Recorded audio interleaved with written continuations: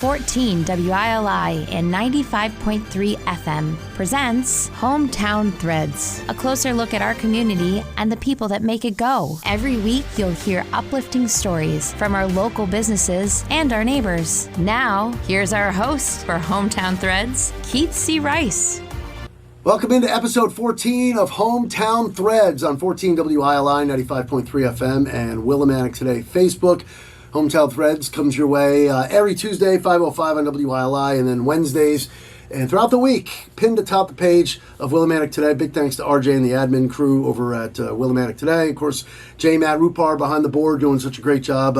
Producer extraordinaire of Hometown Threads. Of course, Hometown Threads brought to you by Liberty Bank. Be community kind. Big thanks to Liberty Bank and our three local sponsors. Of course, Gateway Commons, West Main Street in Willimantic, Marianne Gargoni, my lovely wife, who's the manager over there. Across the street from the radio station, 679 Main Street, Willimantic, Angela Smart, the manager there. And manager Carrie Small up at the Liberty Branch, Route 195 in Mansfield. Big thanks to Liberty Bank. Be community kind. Hometown Threads, hard to believe. We've hit, we're over 2 months, right, Matt? Yes. Episode 14, My How Time Flies. And our guest for our 14th episode is Tim Ackert of Ackert Connecticut State Representative Tim Ackert. Wow. You don't have to put that in the beginning of it. Matter of fact, a funny story on that is that my wife, I used to get mail once I got elected, it says Honorable Tim Ackert, and my wife goes, I'm not calling you honorable. That's like me. I'm the Grand Knight of our local Knights of Columbus, and sometimes they call you Worthy Grand Knight. I don't think my wife is never, ever going to call me Worthy. No, I'm not worthy to be with her. But anyway, here we go. Welcome in, Tim Ackert. Of course, we're just talking about how you're very familiar with TV and radio. You did a TV show on local cable access here in town for like 9 years with Doug Dubitsky. Yes, it was an excellent time that we did it. Unfortunately, COVID hit and the studio was shut down. And then it's funny, they go, it was a two-person show, and they go, well, only one person can come in at a time. I'm going, it's a two-person show, though. It's kind of like how we played off each other, but and a call-in show. But it was fun to do. Hopefully, you never know if we get to start it back up again. It'd be great, yeah. I mean, and then, of course, you've been in here with Wayne several times. You met our producer, Matt Rupar, been in to record commercials. You see him, of course, and then Ackert Electric. We'll get into that. It's been in business since 1993 over there on Main Street in Coventry, 1265 Main Street, Coventry. I even know the phone number. Yeah. I'm weird when it comes to numbers. 860-742-9506. You got it. You nailed it. I could see a number once, and I like that.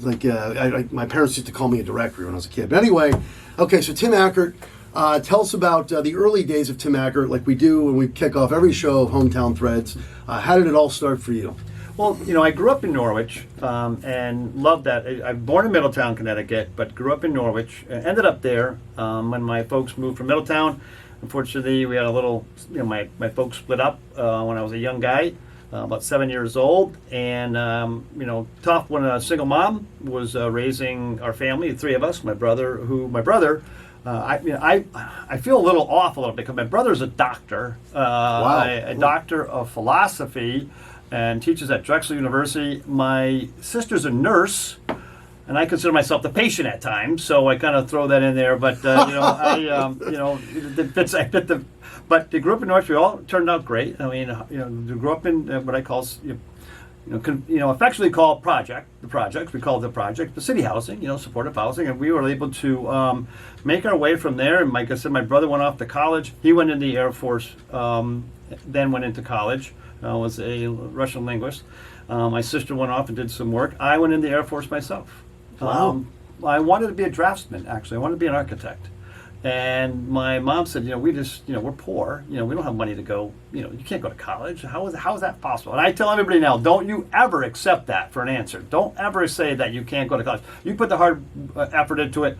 Money is not an issue when it comes to college. Don't let that ever be a burden on you or a holdback. If you have the skills and the knowledge and the want and the will to go to college, you can go to college and be whatever you want. I wanted to be an architect. I checked out all the branches of service, matter of fact, to see which would offer me the opportunity to be an architect. And only the Marines would offer me the opportunity to be an architect. And why just the Marines? I don't think they were actually going to let me be an architect. I had this feeling that I was going to probably be in a field with a rifle and not a pencil in my hand. I just had that feeling. So it was just, nobody offered it, to be honest. But you said, what, the Marines gave you the only opportunity? Well, they said you can join us, and you can be an architect. And I'm like, I just don't feel as though they were really being completely upfront with me. Can you put that in writing? Yeah. So. And then, I found I wanted to be in the trades. I wanted to be part of building. So I picked being an electrician in the military. And so I was doing just what I'm doing today still. So in 1981, I started my background in electrical and have been doing it now. You think about it, 42 years I've been doing electrical work in some form or fashion. Went into the service. Would probably had stayed in the service for my full career.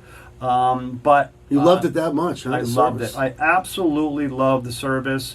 I was honored. You don't think about it when you're a young guy. I got deployed twice to the Middle East. Did you? And so when at that time Muammar Gaddafi had just taken over Libya and was looking at attacking Egypt, and so Egypt years earlier, before I went there, kicked Russia out of their country, and so the United States kind of became favorable to Egypt. So we were there to protect them. Muammar Gaddafi had threatened them, so the United States did a show of force. It's unclassified now, called Bright Star, Bright Star 83. We went over there and we set up an enormous base right in the desert. So we're literally in the desert. 120 during the day. No electrical work in the desert. Yeah, we had generators, a lot of sand, a lot of heat. So our first job was interesting. We set up a communication building, which was a tent that housed the computer. Also, we're doing work over there, yeah. Yeah, the computer building. I'm sure that building, I think, was probably 20 by 40 to hold the computer back in the 80s. You probably could do the same amount of work on your phone. I bet you, the memory and stuff you have in your phone, the ability. But back then, it was so that we literally went over there and set that up, and then that kind of guided all the air traffic over the base in Egypt. So I went over there once. Came back, went back to my regular service, and then got called to an emergency base. It was one Sunday morning, I'm there, making breakfast with my wife, and I get a phone call. And so we call recall. That's what we called in the service when we got called in. So I grabbed my bag. It's February in Nebraska, so I got all my winter wear and everything. I go into the base, and I look around, and I have no idea who these people are that I've met. They go, "Airman, this is no exercise. This is the real deal. You're leaving now to go overseas." And I'm like, "What are you talking about? It's Sunday. I have somebody at home that he says, you're not going home. You're getting on a plane. You're going to into service." So, oh my goodness! Jumped in a plane, and my wife found out. Because you couldn't think about 1983. I called her. Think about 1980. This is 1984. Think about 1984. There's no social media. Nope. There's no get on the computer and look and see what's going on. Commodore 64 is probably the only thing going. So we got on a plane and took off, and my wife found out during that time, because I went and talked to her, that 2 planes left the base to head there. Just in case one got shot down, they had a plumber, electrician, a carpenter, and an HVAC all in one plane, and another one. Like, my wife said, "What do you mean if they get shot down?" Here's my wife. And you were the electrician. I was the electrician in that plane. There was another one in another plane, and then we all joined forces when we got back over to Egypt again. And this time, Muammar Gaddafi had lined up on the borders of Libya. How long were you over there this time? Another month. Just a month. He toned down and we came back home. But it was when you bring winter gear to 120 degrees. He's like, I don't really have much to wear. But it was interesting, and so that got me really interested in the field of electrical. I had gotten married while I was in the service, and I got some great orders. Having built a resume. Very strong of service, commitment, and knowledge of my career, and was given the best set of orders, I'd like to say, for a single person, and that is just to travel Europe on a combat team called Red Horse in the Air Force, kind of like Seabees in the Navy, combat construction team. And I just said, this is not a good choice for me to be traveling all over, Europe, while you're home, either in the United States or home at a base that you'd be stuck in over in Europe by yourself. So decided to get out. Best 4 years in terms of met my wife, got married. 4 years in the service, serving this country, and loved it, and got a career. Now, just to backtrack for a second, you got your skills for an electrician in the Marines, right? So Air Force. And the Air Force. So Yep. somebody taught you in the Air Force. Yeah, I did everything. It was interesting because normally you go from your boot camp to your technical school. I went from boot camp right to the base that I was going to serve on and did OJT. I self-taught myself Wow. the career of working with civilians and others from a book and just A book, no YouTube, a yeah, book. just a picture. That's a good point. I didn't learn it from do it yourself on the computer. It was a book. What was that like? Learning it from a book, pretty much on the fly. Yeah, and working with the bases have civilians, and they would teach me some skills, and it worked out for me. And I wanted to be an electrician forever. At that point, Fell in love with it. Okay. I wanted to get out. When I met my wife, and she said, "What do you want to do?" I said, "I want to move back to Connecticut. I want to start a business," and that's exactly what I did. When I got out of the service, I came back here. You have to get your licenses, so it took a little while, for the state to give me the credentials of the 4 years in the service, because that's kind of hard for them to know exactly what I did. But once I gave them my description of what I've done over there, they go, "You can sit for the test. You're ready to go." Wow. So I tested essentially a couple months after I got out of the Air Force, got my journeyman's license, went to work for a company in Bloomfield, Connecticut, and then met somebody that I wanted to work with full time. So we branched off and started doing night work together and created a business. At that time, I had a business called Affordable Electric. I started in 1987.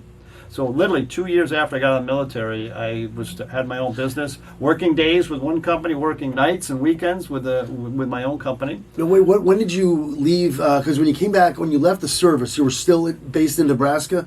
And then you, was it always Nebraska and then came back to Connecticut? And came back to Nebraska, yep. How many years were you actually in Nebraska? 4 years, my full term. 4 years. And then, except for the deployments. And then you decided to come back to Connecticut when you got out of the service? Yep. Okay.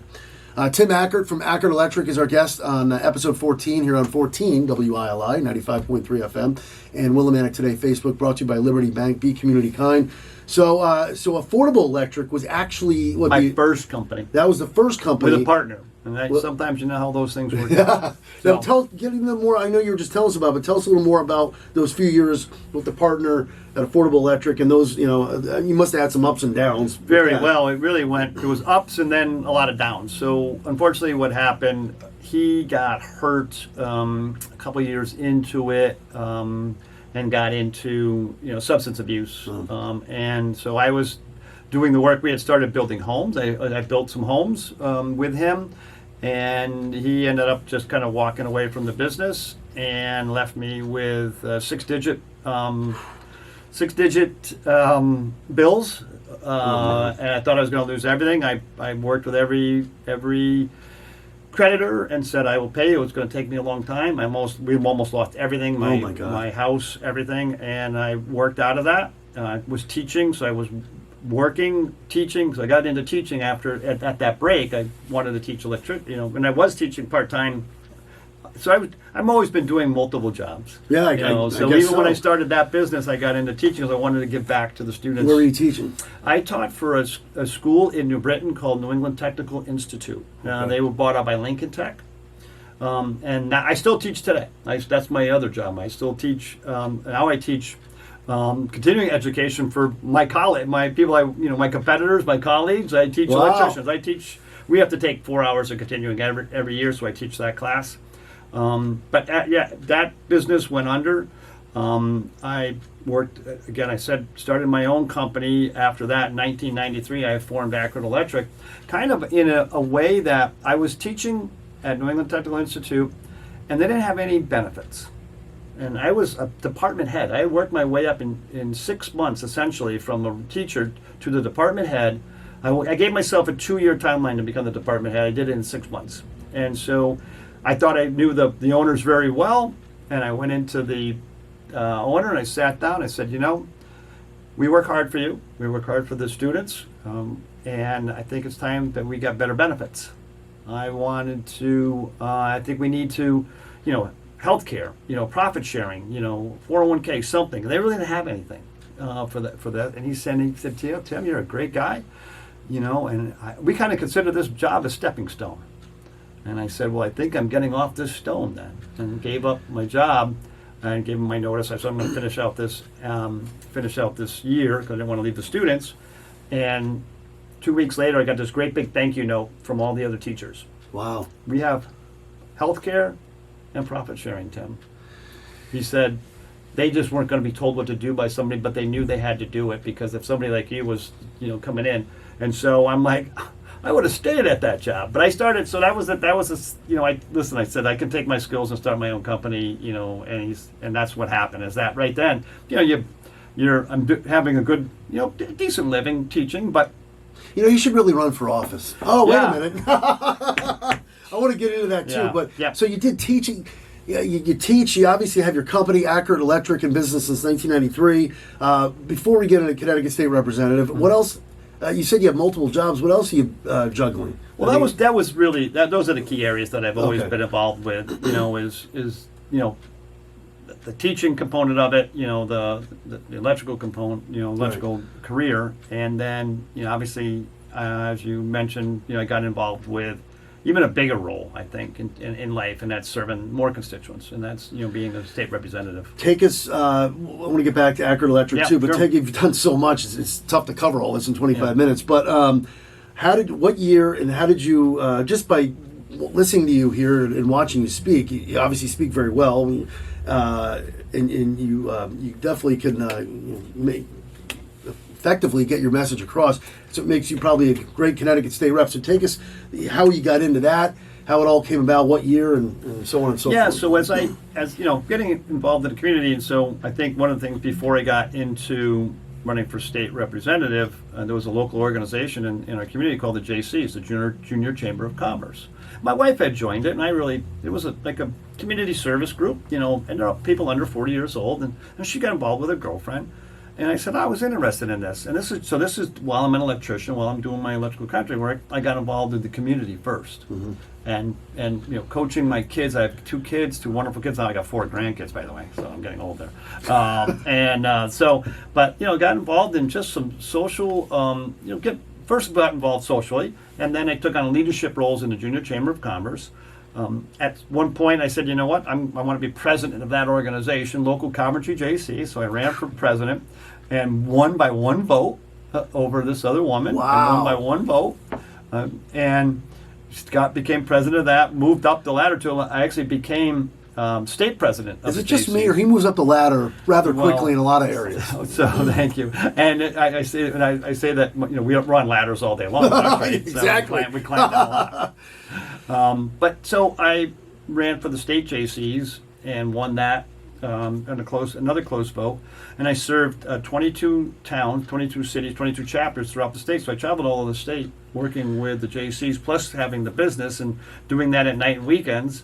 And organizing, essentially 2,000 volunteers and community service people in the state of Connecticut. And so I started getting into that community service piece, and then someone looked and identified me as somebody that probably should run for local office. You should be involved in politics. Now, what year is this? So this is probably now in 2001. Okay, wow. 2001, after I kind of left the JCs. As you aged out at 40, when you got 40, they kind of like, you got to go on to something else. It's only for They young give you a people. little nudge? Yeah, so I then somebody identified, and so I ran for local. They wanted me to run for town council and board of ed. I'm like, no, let me just start easy, and ran for zoning board of appeals. And enjoyed it, but at one point I decided that zoning board of appeals, I was kind of tired of telling people they couldn't have a shed on their yard. I'm like, this is for somebody else. And was involved with the local Republicans in town, and somebody came and a high level at the state capitol said, we want to talk to you. I'm like, about what? Oh, you knew. Yeah, well, no, I didn't know at that time. They were to come to a meeting, so I came to a meeting and said, we need someone to run against the local state representative. Would you be interested? And I'm like, what does the job entail? Everything. And so they just, it's real easy. Yeah, of course, the whole sales pitch. So I got involved with learning a little bit more about it, not enough about it. Ran for office in 2006. I'm the nice guy. I'm the business guy in town that donates to every organization. I coach local kids sports. I'm the past president of the JCs. This should be easy. I could barely balance Knights of Columbus and radio, and I listened to this guy's resume. Oh my God! I appreciate that. But I ended up losing woefully, literally crying. Oh, in 2006, I got beat. I had no clue. Wow. So, I have never lost anything, and I was like, but I'm Tim Ackert. Were you really crying? Yeah. Oh yeah, flat out. Because you thought you were going to win, probably, right? Well, you knew that it was gonna be close. It wasn't close. You won handily, and then I ran in 2008, and that was the Obama year where no Republican was going to win, and so I lost that year, but it was so close. I said, you know what? If I really want to make a change in Connecticut, if I really want to make a difference, I'm going to run. So I announced the night that I lost. 2008, the night I lost the election, I'm running in 2010, and I'm blessed to have been there ever since. Look at that. He struck out twice, and he wasn't going now. That's great. And so you've been in there since 2010. Yeah. Connecticut State Representative Tim Ackert, Ackert Electric, in business since 1993. So tell us how the business has been thriving since 1993. Very fortunate. I'm very fortunate. I have very, very good employees, and I treat them well in terms of, respectful. That's part of it is, treat them with respect. They're a team player of mine. They're not my employee. Our job at Ackert Electric is to take care of our customers, and if I'm taking care of my employees, then they're taking care of my customers. And that's how I play. I talked to Jen this morning. She answered the phone, and she corrected me. I thought Jen was your longest tenured employee. It's Carl, correct? Carl. Sorry. So why don't you something years. Shout out to all your team there if you want. So I have Carl, who's been with me for a long time. I have a new employee, Justin LeClaire, a new gentleman that's come. I have Reese Hawkins and his younger brother Riley Hawkins. I have Dave Trudeau that with me. I have a young lady, Brittany. Brittany is fantastic. Pretty big staff. Yeah, and then my son, who's on the books right now, but he took a break because he has a little baby daughter, and he's taking care of his daughter, and I bless that. And Jen, and then myself. So, wow. Yeah, it's a nice group. So we have 3 teams of 2 that are usually out in the workforce. I'm managing, and then I like to help out when some things get kind of tough, and you need the old man to come help out. So I like having a value. So you're still out doing actual projects. Oh yeah, I was. Yeah, well, we've been booked. We've been fortunate to have longtime clients that call on us. I've got one builder since 1996. I still do work for them. I'll have a builder call me out of the blue, and he's been doing work since I really started in 93. And he'll say, Timmy, he calls me Timmy still because I was such a kid when he started. Timmy, you got to come down. I got a little job for you. So I've been fortunate to, it's about try to take care of people. And, price is something too. So you got to make sure that you're competitive, but also making a living. And what's the big thing you guys push at Ackert Electric or some of your... Well, we're so diverse. We'd like to do small commercial renovation. We, fit out for business. We love doing those. A lot of new houses. We do a lot of new homes. So wiring brand new homes, additions.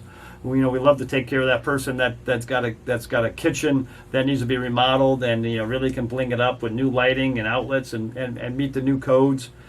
Service upgrades when people need to add on, either doing maybe electric car charger, which we install electric car chargers, or they're doing the heat pump systems that make heating and cooling in their homes and they need a new service upgrade. We're doing one now today, actually, taking advantage of the good weather, doing a service upgrade that's completely replacing the service and upgrading so the guy can wire in his hot tub. So he's excited about getting his hot tub. So there's a lot of things that we like to do. We want to be diverse. I want to teach my young people, that learning this trade, it can take you anywhere you want it to go. Snowstorm's coming up this week. Unfortunately, here we are, just getting ready to turn the calendar to March, and think you're out of the woods now. Yeah, I'm sure you'll get calls for generators and stuff like that. We sure do. We've done a lot of generators. You can't count how many generators there are, whether it's just the manual ones or the full home whole house generators. So those are really another part of our work that we do. Well, before the show, I saw the man's schedule. He's booked, but they're always looking for more business. Ackert Electric, I should go and show. Oh, thank you, Tim. Thanks for squeezing me in here. Oh yeah. Ackert Electric, they got apparel. And I don't know if he could. He's got electric socks on. No, I didn't wear I didn't wear the electric. Yeah. Yep. But anyway, I want to thank Tim Ackert, Connecticut State Rep. Tim Ackert from Ackert Electric, 742-9506. Don't forget the 860-1265 Main Street, Coventry. And of course, we're part of, real quick here, Tim and I are part of Northeast Business Connections, NBC, a networking group that meets every Tuesday. So we want to give them a shout out. Absolutely. At that, and if you have a small business or any business, any size business, and you're looking to make network with others in business, we'd love to have you. Yes, and it's important we get that in, exactly what he just said. So big thanks to Liberty Bank, be community kind. Hometown Threads comes your way every Tuesday, 5:05 to 5:30 on 14 WILI 95.3 FM. And of course, Wednesdays and throughout the week on Willimantic Today Facebook. Thanks for listening. Thanks for watching. Thanks to Tim Ackert, and we'll see you next week. And that concludes another edition of Hometown Threads. Got a story for Keith? Reach out to him on Facebook by searching Keith C. Rice or email him at krice@hallradio.net. Don't forget to tune in next week on 14 WILI and 95.3 FM, as well as the Willimantic Today page on Facebook.